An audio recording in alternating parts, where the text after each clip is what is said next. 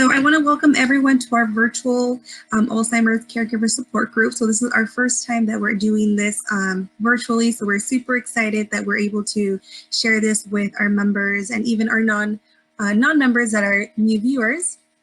So a quick introduction, I want to introduce myself. My name is Jeanette Rodriguez, and I am the program coordinator for the Riverside Medical Clinic Charitable Foundation. I definitely want to give a huge thank you to our sponsor, the Riverside Medical Clinic, for all their support. Before we get started, I want to just go ahead and give you guys a quick review on our platform. So I'm glad that everyone is familiar with the chat box, so feel free to ask any questions through the chat box. If you see underneath our PowerPoint, we have a question wall, so feel free to go ahead and put some questions in there too if you don't want to put them in the chat box. And then if you see above, I think something already posted, under our offers tab, we have all the information that you will need in order to get in touch with us and get in touch with Logan. I will remind you at the very end, so in case that you do forget that so that you also have those resources for you to have. And then also just be aware, I do have a survey on there. If you have the time to please fill that out, we would really appreciate that feedback. Again, all of that stuff I will remind you at the very end of our webinar. So let's go ahead and just get started. I want to introduce our speaker for tonight. His name is Logan Harrison, and he's a Community Relations Director for the Gardens of Riverside. So I'm going to go ahead and give the floor over to Logan.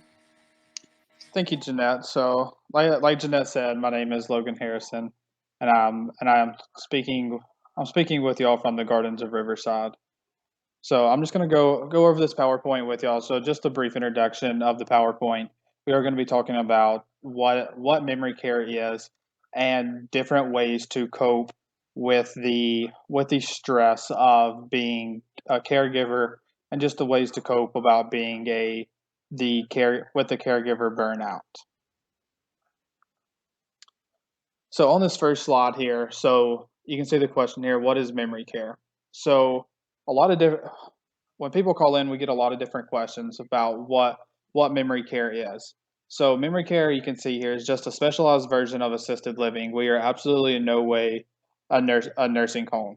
All of our residents are required to have a dementia diagnosis before moving in. There are special cases where we can have spouses move in as well, but there's different avenues that we have to go down to make that happen. With memory care, there are a variety of services that are offered. So just a couple you can see here. We have 3 meals a day. We have housekeepers that are there every day. We have laundry services that are offered, and we have 24/7 care staff. So with that 24/7 care staff, that includes caregivers and that includes med techs. With our community, we also have 2 licensed nurses on staff. One is our nursing director and one is our executive director. One of them is there every day. So in my personal opinion, the most important aspect of dementia are the caregivers. So you have the variety of caregivers. You can see here whether that's the spouse, child, or professional that is in this field. Excuse me. There's a lot of pressure that caregivers can feel, and promise me, I know the struggle that it can be. They can come with stress, anger, social withdrawal, depression. You can lose track of concentration on certain things. So I don't know if y'all have ever felt the concentration lagging, where maybe you've forgotten a doctor's appointment that you had, or things like that. And it can also even lead into a couple health issues as well. So with the caregiving, it's critical to remember that before we take care of our loved ones, we also have to take the time to take care of ourselves as well. Because that's the biggest issue is, the person doing the caregiving, if you're not there, then who is? So you have to take the time to take the time for yourself as well. So just some ways to help with that.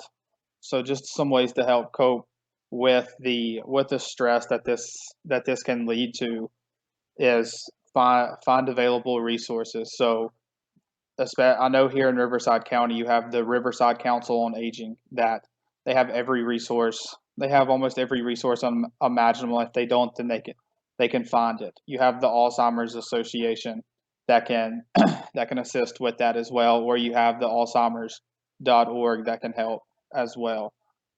One of the other things is you gotta sit back and take time for yourself sometimes. So that leads into the next one is don't be afraid to ask for help.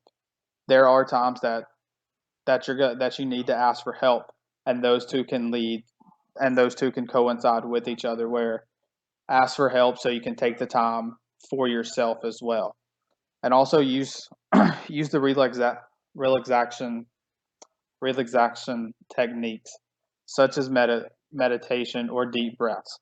You'll you will see that taking those deep breaths can help in stressful situations. Maybe it's just a bad day for your loved one. Maybe you didn't get a lot of sleep the night before because your loved one was up and down. Just the different things that can happen with this. So just sit back and take some deep breaths and you'll see that after those you're ready to tackle the next challenge.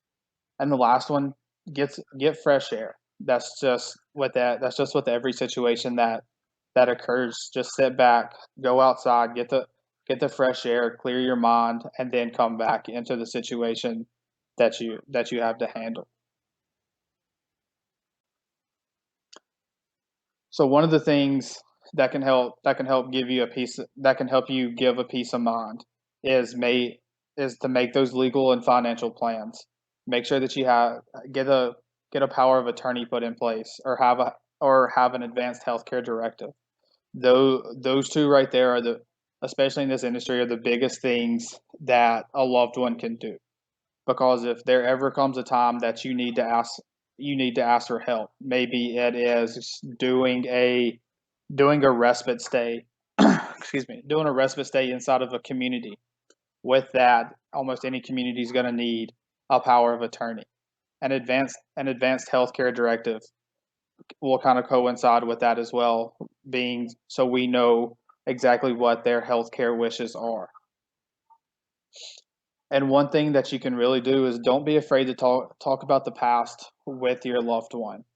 Though those with Alzheimer's will benefit from reminiscing on the distant past. So to kind of coincide with that, so I don't. Some people may feel like their loved one doesn't recognize them anymore or doesn't know who they are. So it's not that they don't know who you are. It's that they don't recognize the face that is in front of them. So one thing with this disease is as it progresses, your loved one is going to begin to revert back in time. So for an example, my granddad went through this disease. I've watched it personally on the side that all of you are on as well. So later, as he progressed in his dementia, he began to think that he was working on the railroad. Well, he had been retired from the railroad for years, but in his head, that's where he was. That's where he was in his head. So the things you can do to kind of learn where exactly they are in this time is just sit back and talk to them.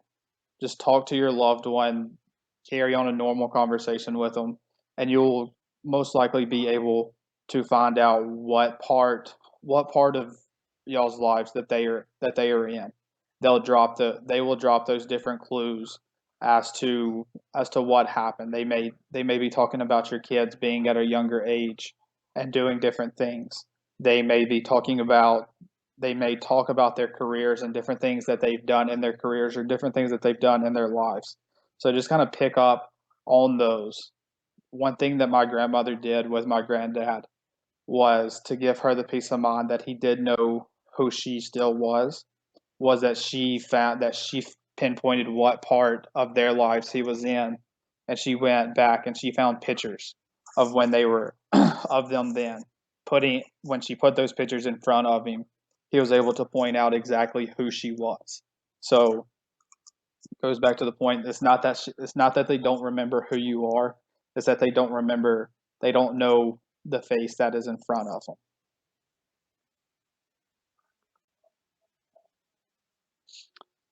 So this kind of coincides with what I just said. Just listen, like I said, just listen to their stories. They begin to revert back. Sometimes it may not be possible to find out exactly where they are, but you just know that that they've reverted back in their life. So with that, all you have to do, go pull out different pictures to show them. Just pull out different pictures of when y'all were younger. Just put different pictures in front of them, and eventually they will let you know where they are. You will find that by doing this, not only is your loved one getting that peace of mind, so are you.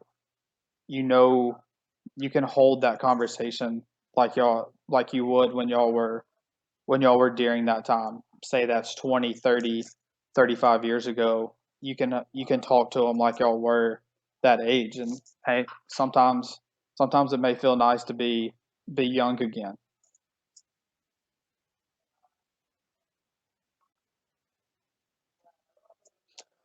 So this kind of goes back to what I was just talking about here. Just showing them the pictures, getting to talk about them. Because like I said, you will find so much joy. You'll find so much joy in that. I know that listening to my grandmother, I found so much joy in being able to hear the excitement in her voice when she would be able to talk to him, and they would just go on for hours about different times that have happened, different times that they enjoyed, and the way that they raise their kids. It's just one it was one thing that as it's seen on this side of the industry, being on this side of the industry, working in it, I was able to go into that side knowing where y'all were coming from and knowing the peace that my grandmother was getting by being able to do that.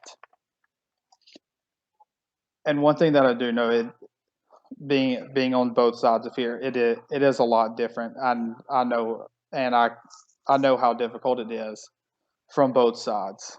I tried to take care of my granddad from your side, and then I've also been a caregiver in this industry. As being a worker in this industry, it's very difficult. So when I say that y'all are the backbone, it is. I mean every word of it.